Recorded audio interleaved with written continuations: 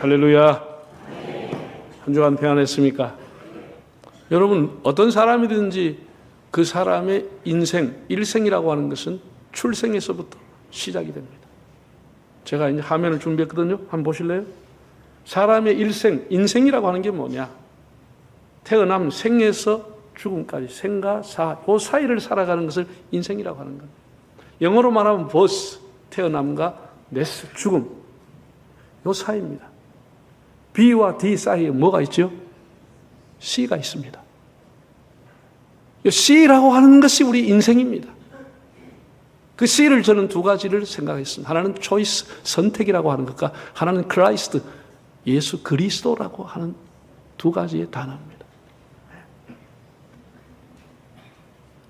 우리 인생이라고 하는 것은 생과 사, 요 사이를 살아가는 겁니다.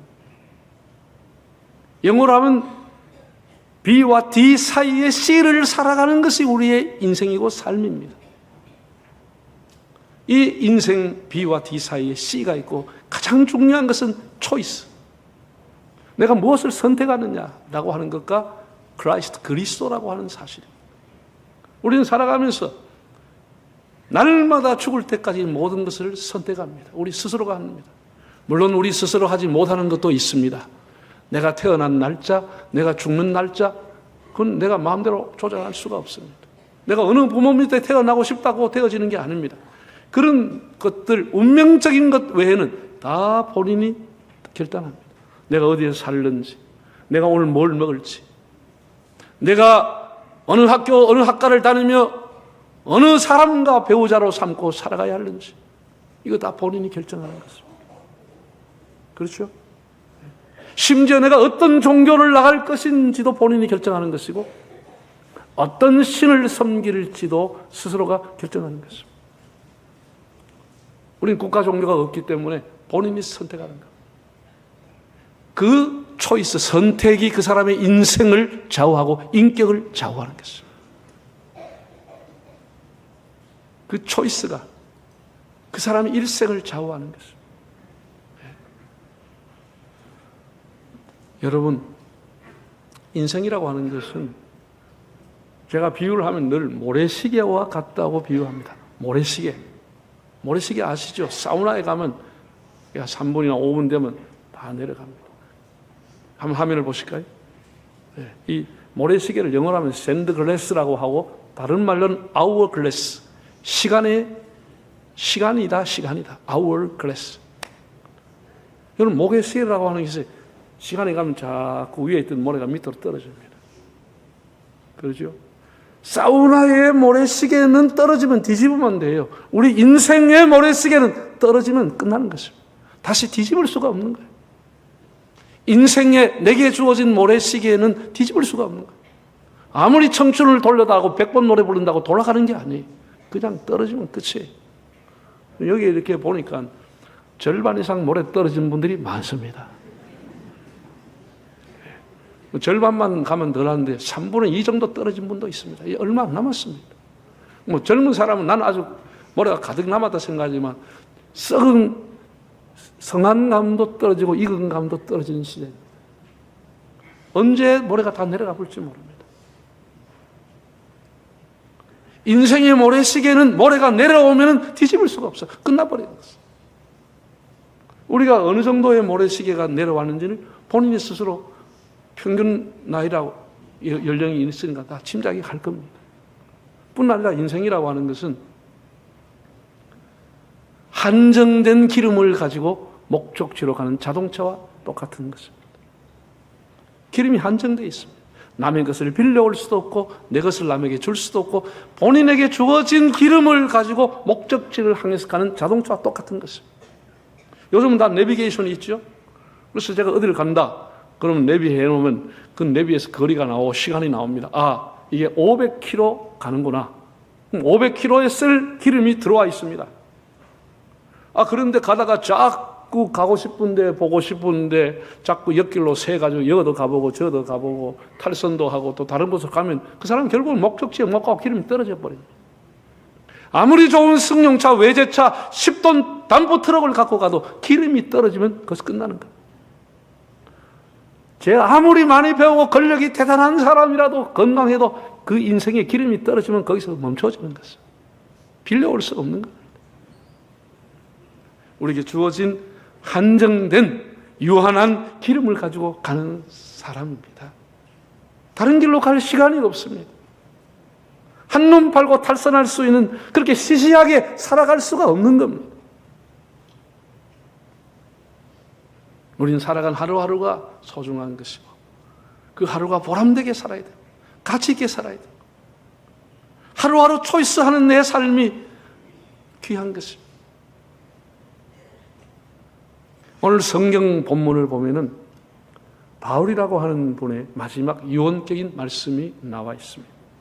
우리는 이 본문을 들여다보면서 내가 앞으로 어떤 삶을 살아야 할 것이며 내가 어떠한 죽음을 맞이해야 할 것이며 죽음 이후는 어떻게 될 것인가를 성찰해 볼 수 있기를 바랍니다. 어떤 삶을 살아야 하며 앞으로 어떤 죽음을 맞이해야 할 것인가. 6절에 나오는 말씀을 다시 한번 보실까요? 전제와 같이 내가 벌써 부어지고 나의 무슨 시각이 가까웠다고요? 떠날 시각이 가까웠다. 떠나다. 사도 바울은 자기의 죽음이 임박했음을 예감한 것. 나의 죽음이 가까웠다. 그걸 떠나다는 단어로 표현했습니다. 우리 옛날부터 한국 사람들은 사람이 죽으면 죽었다고 하지 않고 돌아가셨다. 혹은 떠나셨다. 떠나셨다 그렇게 얘기합니다. 어디로 떠나간 것입니까?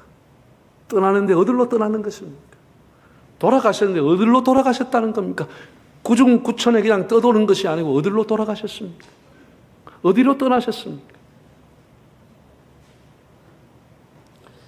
여기 떠나다고 하는 단어는 헬라어로 아날루시스라는 단어로 되어 있는데 아날루시스.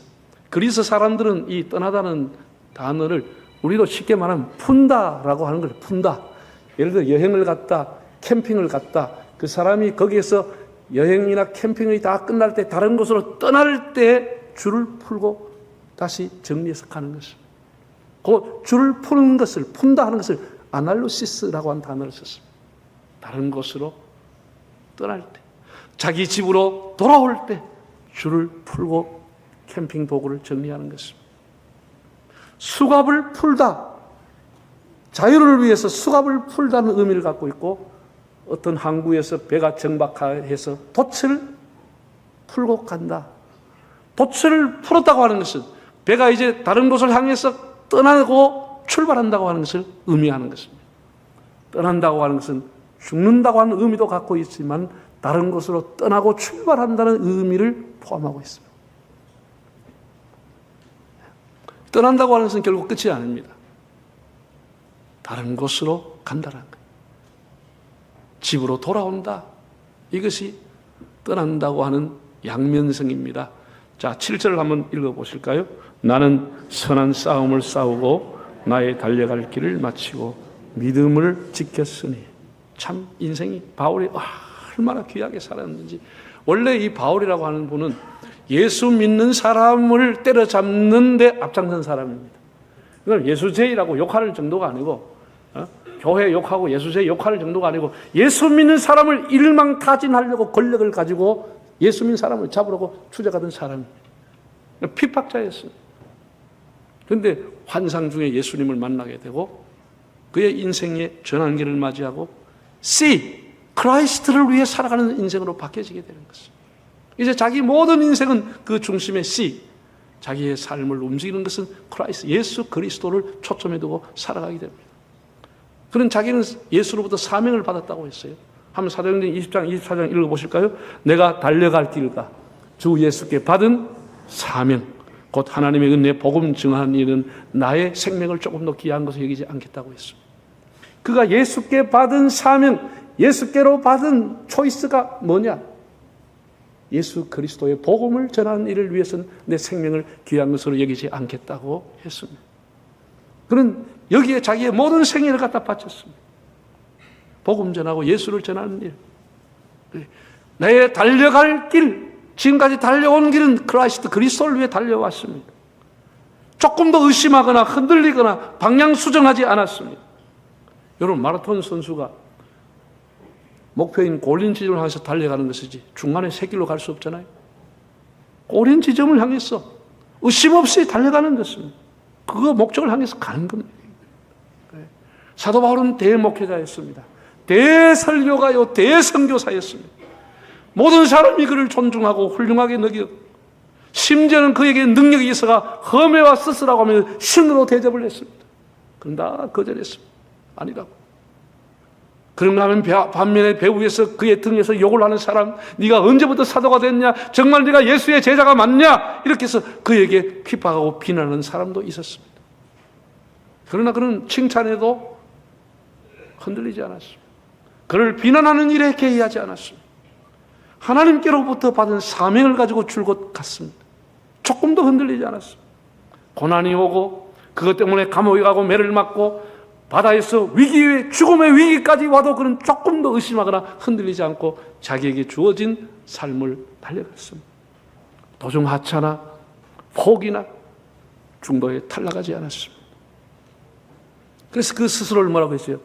나의 달려갈 길을 마치고 이제는 마쳤다는 것이죠. 우리가 무슨 일을 맡았든지 완주하는 게 중요합니다. 마치는 것이 중요합니다. 끝까지 달려갔다. 달려갈 길을 마치고 믿음을 지켰다고 했습니다. 중요한 것은 또한 룰을 지켜 달려야 합니다. 여러분 운동선수 보세요. 들어올 때 1등도 안 돼. 나중에 발표할 때 금메달이 박탈되는 선수도 있어요. 예? 원 안으로, 원을 밖으로 돌아야 되는데 원 안으로 돌았다든지 실격 처리가 되죠. 나중에 무슨 약물 테스트 해봤더니 양성 반응이 났다. 그러면 1등 박탈, 금메달 박탈입니다. 어떤 운동선수든지 룰을 지켜야 그 1등이 가치가 있는 것입니다. 그게 유효한 것이지. 바울은 달려갈 길을 달리는데 믿음이라고 하는 규칙, 룰을 지키고 살았다라고 표현했습니다. 얼마나 귀한 사람입니까? 그런데 6절, 7절도 귀한데 어쩌면 가장 귀한 것은 8절에 나오는 말씀입니다. 8절이.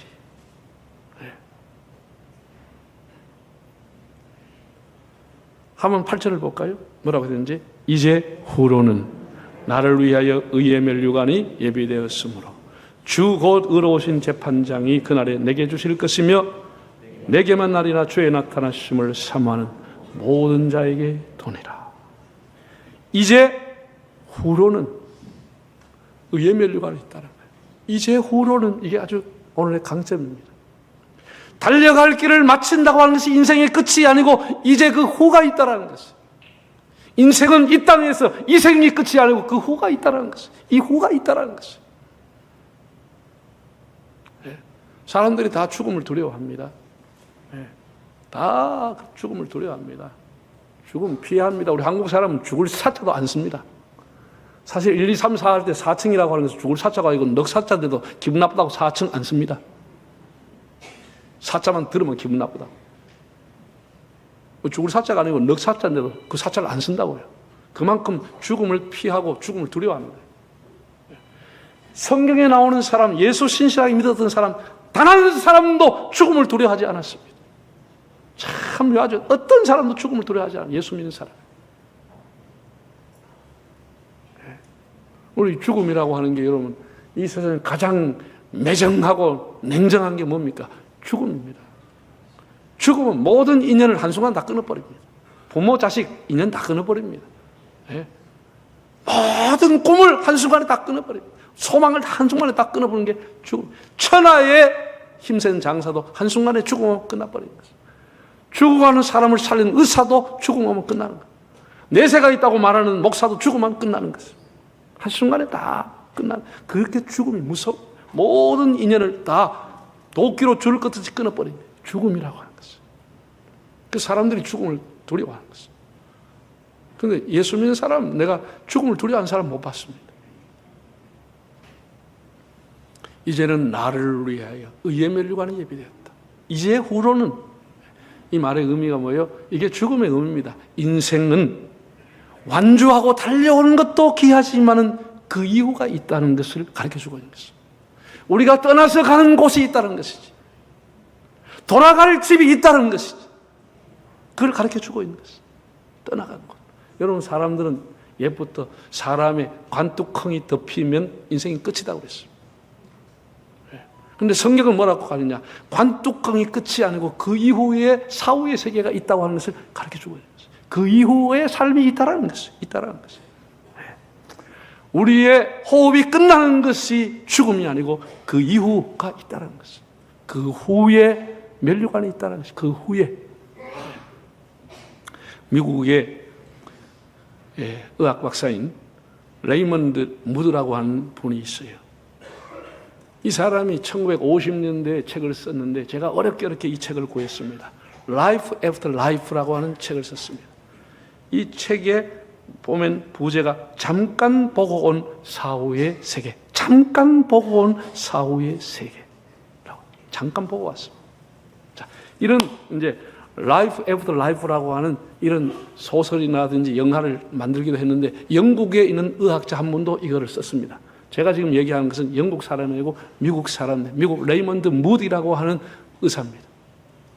이 의사가 자기 밑에서 이제 인턴 레지던트로 수련반하고 있는 사람이 있어가지고 그 사람들하고 이제 병원을 돌보는데 자기가 돌보는 레지던트 의사들 중에서 가끔씩 자기가 사망 선고를 내리는 사람이 다시 살아났다는 얘기를 자꾸 하는 거예요.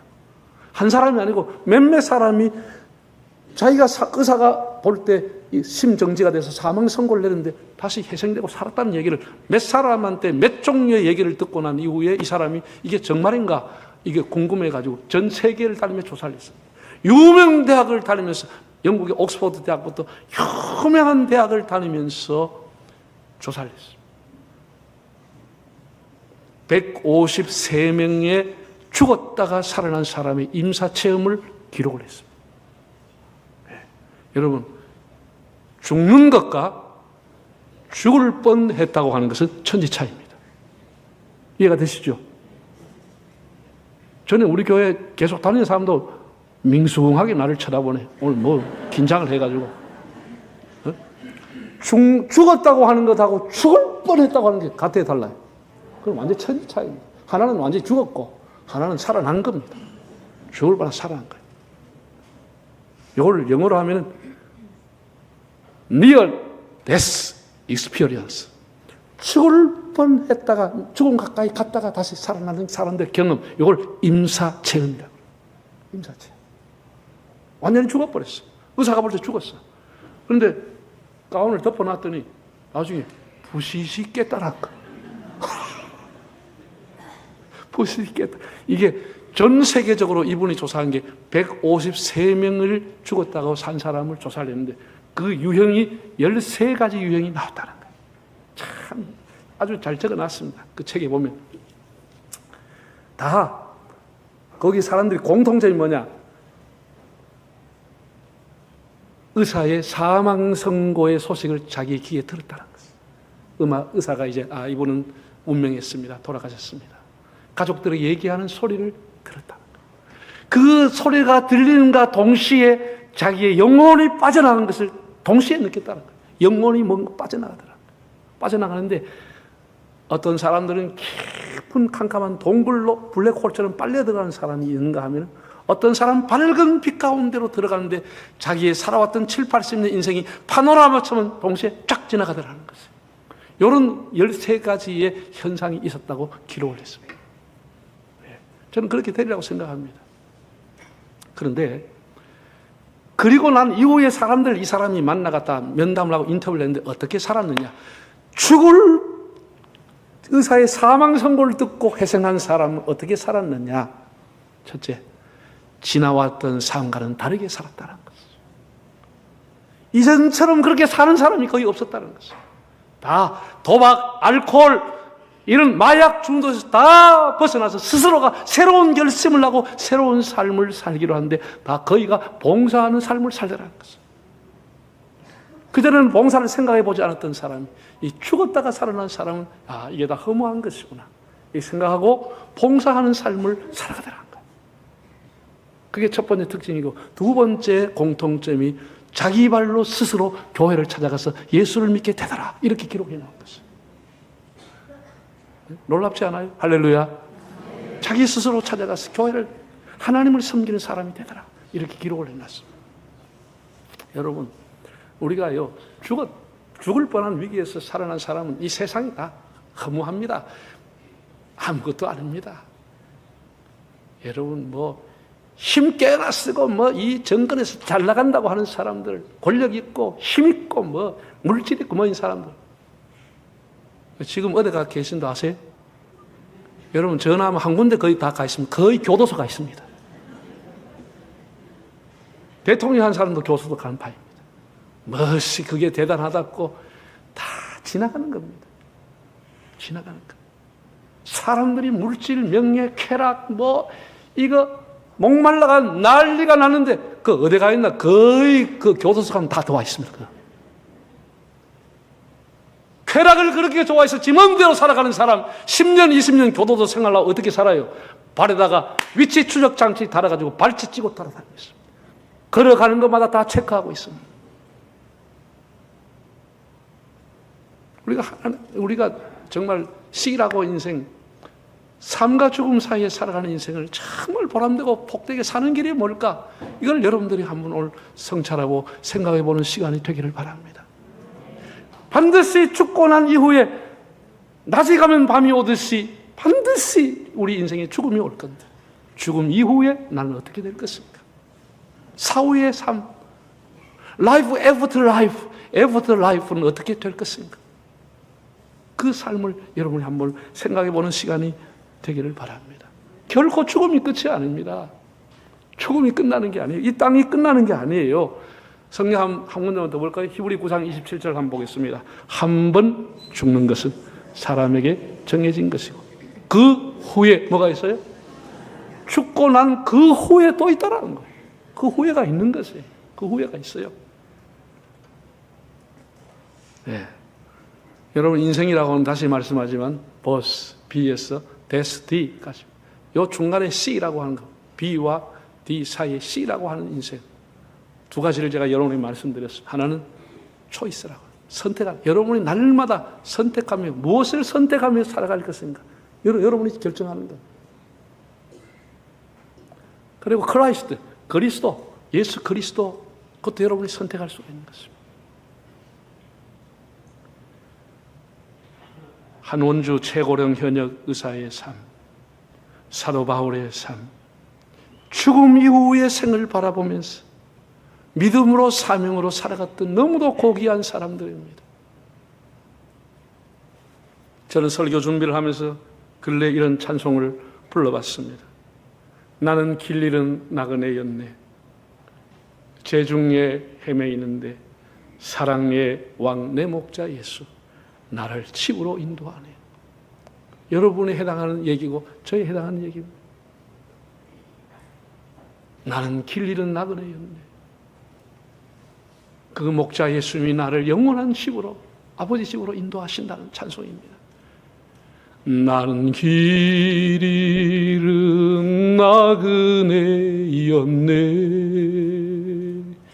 죄중에 헤매이는데 사랑의 왕 내 목자 예수 나를 집으로 인도하네. 우리가 떠나면 어디로 갈 거예요? 우리가 돌아가면 어디로 갈 겁니까? 그 예수님이 나가 돌아갈 집으로 인도하신다는 거예요. 길 잃고 헤매는 나그네와 같은 나에게 오셔가지고 나의 인생의 내비게이션이 되어서 아버지 집으로 나를 인도하신다는 겁니다. 얼마나 축복입니까? 구원과 우리 인생의 자유와 은혜를 주시려고 지금도 예수님은 우리와 함께 계시는 줄 믿습니다.